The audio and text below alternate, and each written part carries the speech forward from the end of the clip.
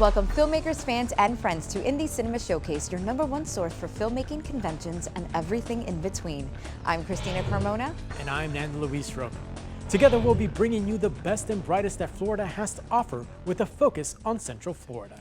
In today's episode, we'll be speaking with filmmaker Michael Padgett and checking out his new film, Double Recipe. We'll also revisit some of our past events and then check out what films you should see before you die.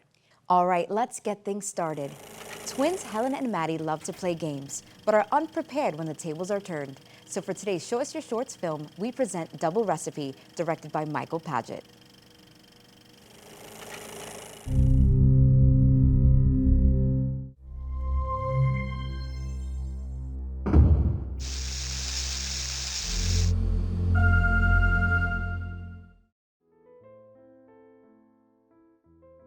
That's right, Karen. Sunday supper for the next 4 weeks. Chef Carl Missioner? Okay, well please make sure that he knows I like healthy portions and lots of leftovers.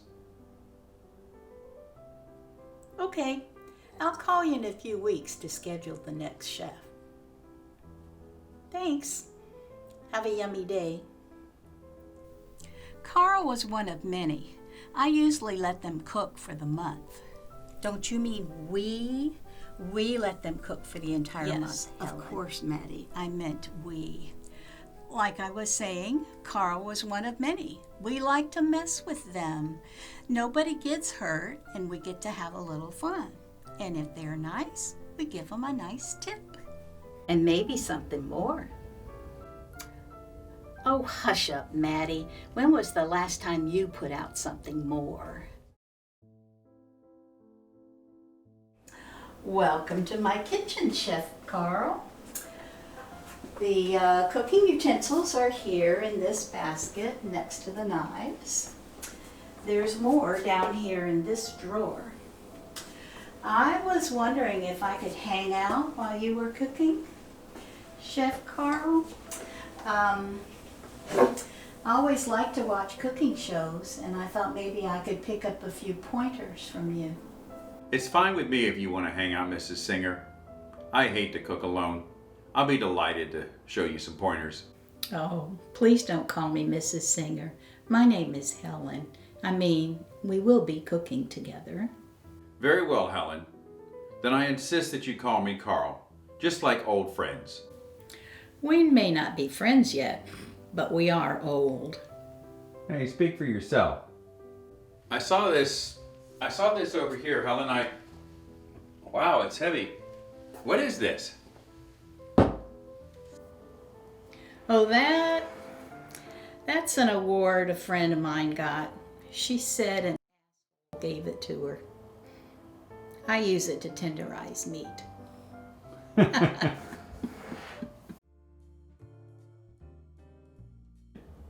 So make sure you have a firm grip on the knife and hold the onion nice and firm. And then you kind of do a rocking motion.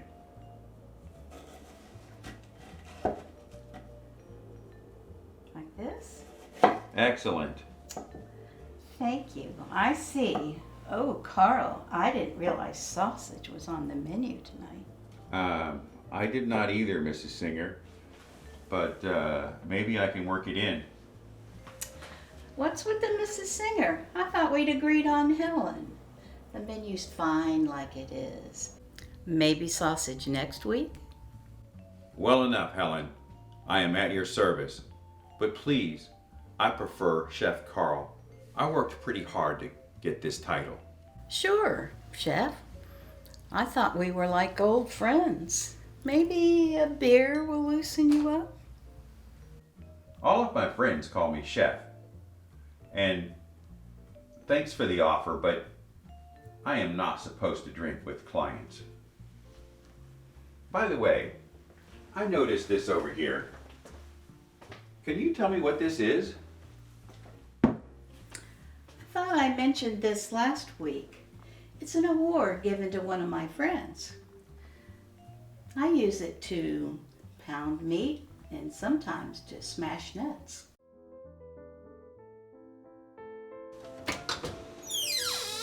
See how it's bubbly and all crisp on the edges? All we need now is for the middle to brown up, and then it is done. That looks so yummy, Carl. We're almost done. Would you like a little wine while we wait? Wine? I thought you liked beer. Anyway, I'm not supposed to drink with clients. And I really do prefer Chef Carl. I thought you asked me to call you Carl. It won't hurt to have one glass of wine, please. I hate to drink alone. Well enough, Helen. I would love to share a glass of wine with you. But please don't ask me to put sausage in tonight's menu. Sausage? That's interesting. I don't think that would fit with our casserole. When did I say something about sausage? It is not a sausage day. I must have confused you with somebody else. Sorry. Cheers.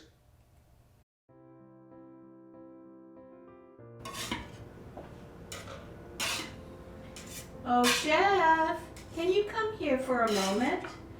I have a special surprise for our last supper. I can't come right now, and I have a special dessert for tonight.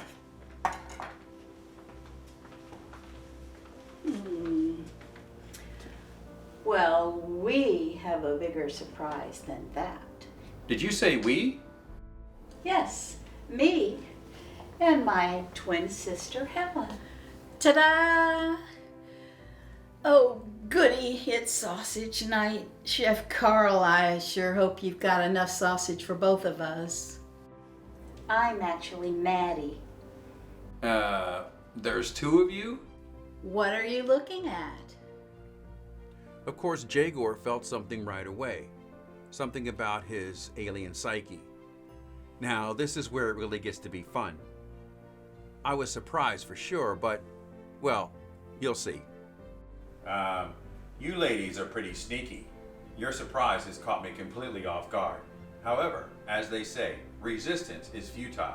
I have one last, unplanned surprise. Jagor? Well, the Singer sisters. Hello, ladies. It has been a pleasure cooking with you. A lot of things become clear now. What are you looking at? Jagor is from K-Pax, and their sausage, if you want to call it that, is famous throughout the universe. The universe? Oh, goody! Jagor here is an alien exchange student studying one of the true mysteries of the universe, elderly Earth women. I provided good cover, and he promised, well, I've never cooked better in my life. I hope you got some good data with those special ladies. I didn't mean to blow your cover. Very special ladies, interesting data. I added a little memory powder to their cookies. They will not remember me. I did not understand the importance of this sausage ritual. However, based on their screams, the ladies seem to be very pleased. It'll take me just a minute to explain that ritual. I cannot wait. I will see you next week.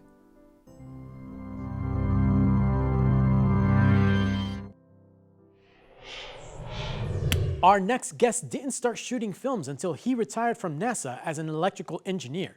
In fact, he didn't shoot his first film until his granddaughter asked him for help on a school project.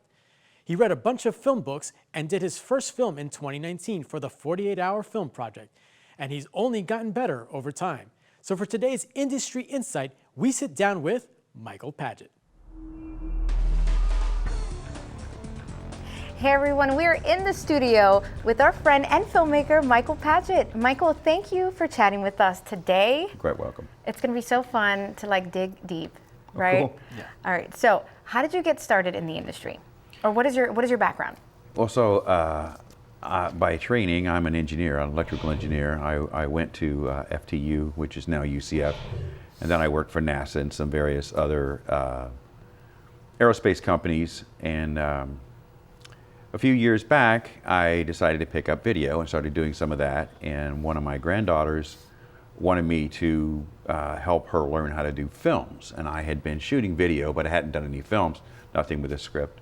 So kind of in a weekend, we wrote a script, and I was trying to teach her how to do this. Yeah. As I learned, I hadn't done it. Right. And so things like wardrobe and shot lists and all of these things that you have to do if you're not going to make a mess, we kind of learned that together, and she turned it in, and she was really, it wasn't graded on the film, it was graded on how she learned, and so she did a little report and all, and that was very cool. Okay. And then I was at my brother's in Wisconsin. He has a bed and breakfast, and he loaned it out for the weekend for a 48-hour film project, and I watched, and I was amazed. These guys came in, they did all this stuff, and all I got to see was the production part. I didn't get to see the chaos afterwards. Right. So I came back to Orlando, and ours was in August, and so I signed up, and I guess the rest is history.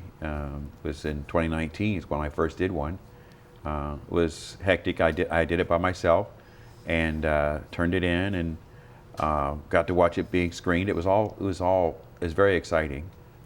Everybody was so welcoming and so friendly. Yes, yes. And that was really cool. So. And that's the thing with the 48. I mean, a lot of people are scared of it. Obviously, making a film in 48 hours, that's crazy, right? But everybody's going through the same difficulty. Yeah. And I think we, even as filmmakers and just professionals in anything, you want to put your best out, right? Because then, but we know you've had 48 hours. Right. So not everything has to be perfect. And it's just a community of people just being like, you got this. And the growth. Right. I mean, speak about growth. I think you can attest to it. Absolutely. So yeah, I mean, we've seen you participate in the 48 for the last 5 years now. Has it been 5 years? Yeah, pretty much. Wow. So past 5 years, and every year your films get significantly better and better and better. Your acting becomes funnier and funnier and funnier. It's like to the point where this past year your film won Audience Choice Award. Yeah, that was amazing. Yeah. Did you even expect that when this past year? No, I never really expect anything. I try to be I try to be modest. It's like, okay, I did it. There were people laughing, and that's the thing that I struggle with is I rely on humor a lot, and so my film wasn't a comedy, but it was funny. Right. And when people laugh when they're supposed to and not when they're not supposed to, it's like, oh, maybe they liked it. And then we got to the award ceremony, and it's like, I won Audience Choice. It's like, wow. And that's such a great award. It was so validating, I guess, that all the little technical doodads didn't matter, right? They can overlook that. I think about you've got to have good video, and maybe more importantly, you've got to have good sound. And if you have those two things and kind of a reasonable story, people will follow along and like it. If they can't hear it or they can't see it, you're going to lose them. So. What was the toughest part about this one? Because it was a twin thing, and people thought you guys were twins. They were like, "You're not? Like you don't have a brother? She doesn't have a sister?" You pushed the boundaries with this film, like, because you went pretty big with this one, and it was actually, it caught everybody by surprise. So it was the genre was doppelganger, which I didn't know what it was. I looked it up. It's people that look the same, and it can be for various regions. And I said, okay, I can do that, and I'll do the split screen. And I'd never done that. I'd never done split screen. And I said, okay, I'll do that, but I want to go another step. I'll do two, right? And so I had my wife had a twin sister, and then the other guy, there was another guy, and it's like, okay. And we'd never done it, and it was very tough to make sure the sets didn't move, make sure none of the props moved, nothing happened, so that you could get the split seamless, screen and not see it.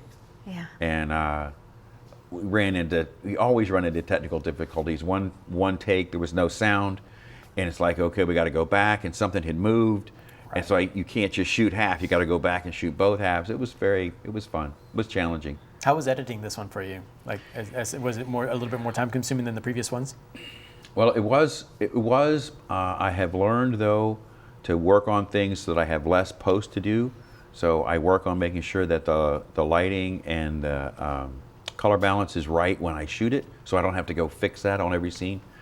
It was pretty much in 2 locations, so there wasn't a lot of changing, but getting the 2 scenes to line up, and in one scene, I was using a zoom lens and it moved a little bit, and so one scene was a little bit off, and I found out I could fix that in post by adjusting that scene and got them to line back up. And Nice. but you only have so much time, Right. And I had special effects. I had one of the guys is supposed to beam in and out, and I didn't get to it. Right. And that's the other thing.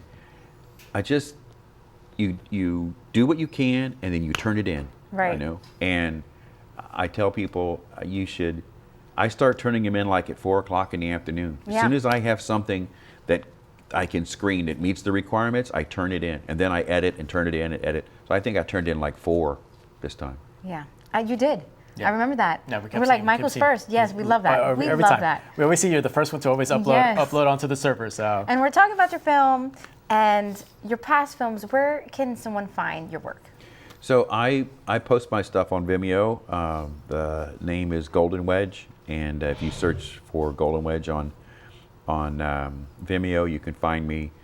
I think I have all my 48s up there. I have all my other family stuff and some of the other stuff I've done. I volunteer for a nonprofit here in Orlando, and I do event stuff for them, and I do all of their promotional videos. So that's up wonderful. there as well.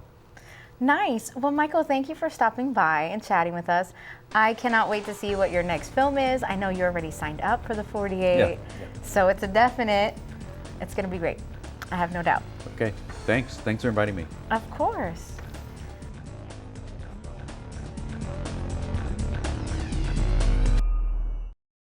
If you would like to be a guest, have something to promote, or have your film featured on the show, visit our website, IndieCinemaShowcase.com. Watch past episodes and help support the show by buying some merch on our online store. follow us on our socials, Facebook at ICSTV and on Instagram and X at ICSTV Show. You can also reach out to us by emailing us at icstv@yahoo.com. ICS Fun Fact. The technology is called DLP, which stands for Digital Light Processing. Since modern films are projected digitally, movie studios don't ship huge reels of film to their theaters anymore, which in reality is a giant time and money saver. Now they just send the videos via the internet, satellite, or hard drive, another huge advancement in the film industry.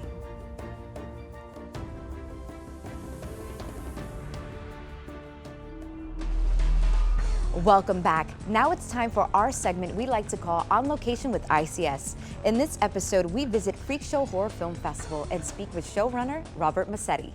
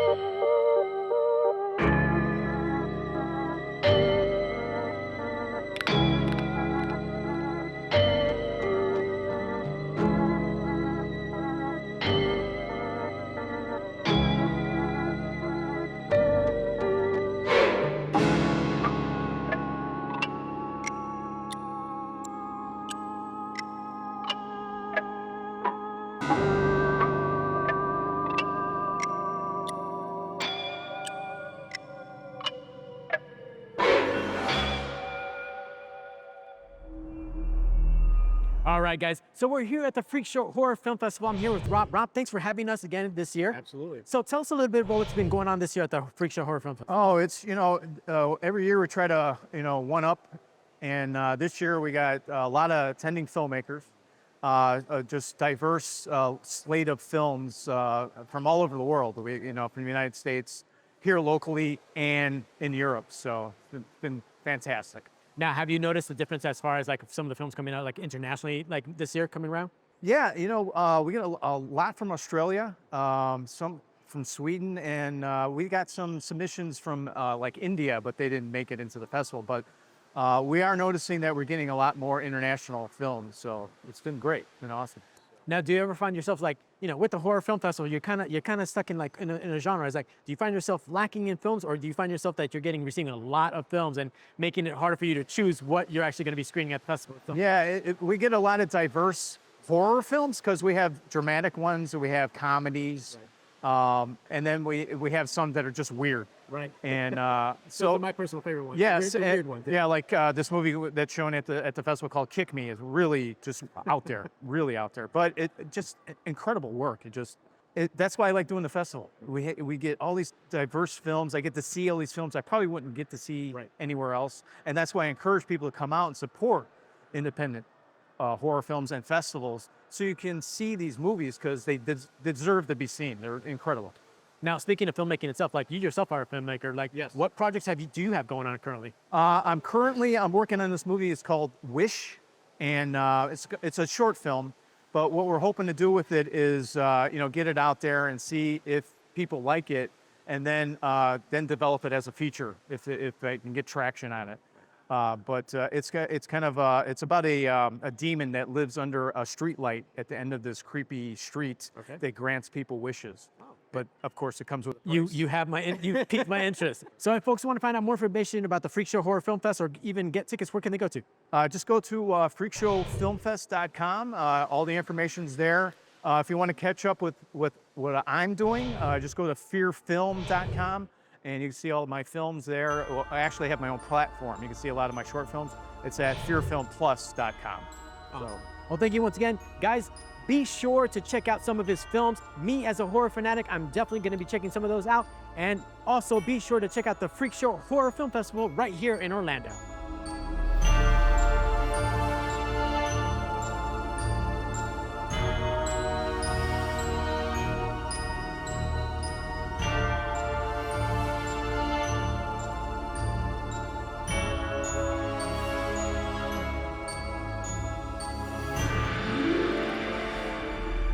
Hey guys, so I'm here with a special guest, one of the stars of one of today's major horror films, Llorona. Welcome to the show. So I gotta ask you, with all the kids that are running around coming to see some of the other films, I'm pretty sure you have quite a selection to choose from. I myself, I'm very partial to the popcorn, but listen, if that's what you want to go after, that's pretty cool. As long as you're not coming after me, I think we're gonna be okay.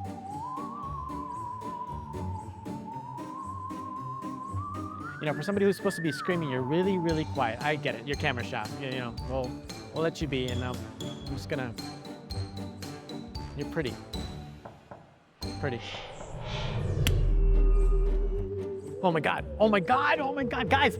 It's Pennywise, the star of the film It. Sir, you are absolutely one of my absolute favorite. When it comes to scaring children, you are top notch, sir. Now I have to ask, what would you use to lure me into the sewer?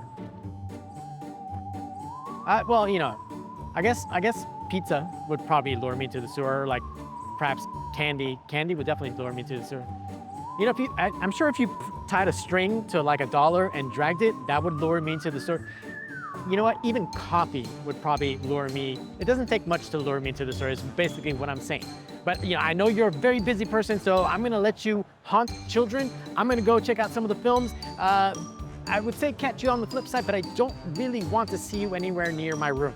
So we'll chat later. Yeah, very, very nice to meet you. Again, huge star, love what you do. Big tops. This next individual you guys might recognize from Sunday school, because I know I had a few of these in my lifetime. Let's welcome to the show, the Nun. You know what? Just standing here with her, it's triggering a lot of repressed memories that I had as a kid, and so we're just gonna let you be. Blessed be our Father, Hail Mary, Buddha, Tom Cruise, amen.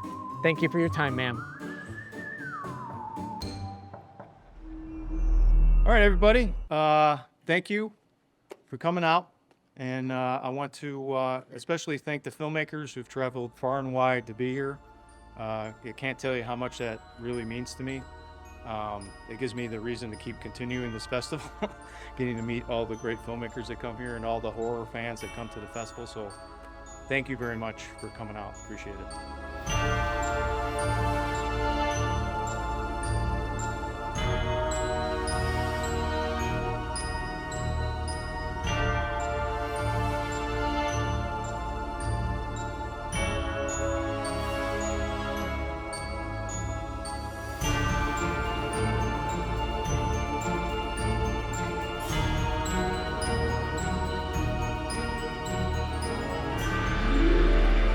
For our final segment, we check out what films you should see before you die.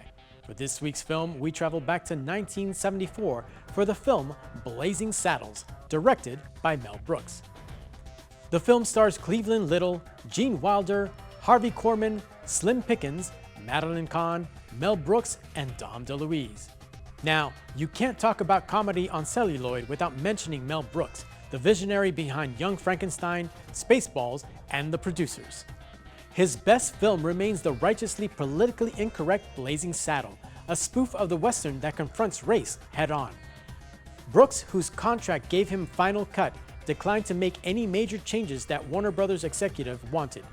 Gene Wilder said of the film, "They've smashed racism in the face, but they're doing it while you laugh." In 2006, Blazing Saddles was deemed culturally, historically, or aesthetically significant by the Library of Congress and was selected for preservation in the National Film Registry. And that's why it's our choice for this week's film we think you should see before you die. Well, that's all the time we have for this episode of ICS. We want to thank Michael Padgett for sitting down with us and Robert Massetti for inviting us to the Freakshow Horror Film Festival. Well, we hope you learned something new, saw something that you love, or got inspired to get off your couch and go make a movie of your own.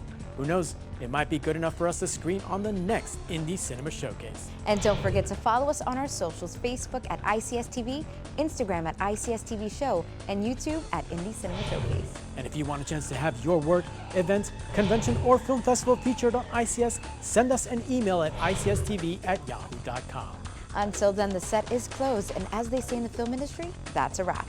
See you next time.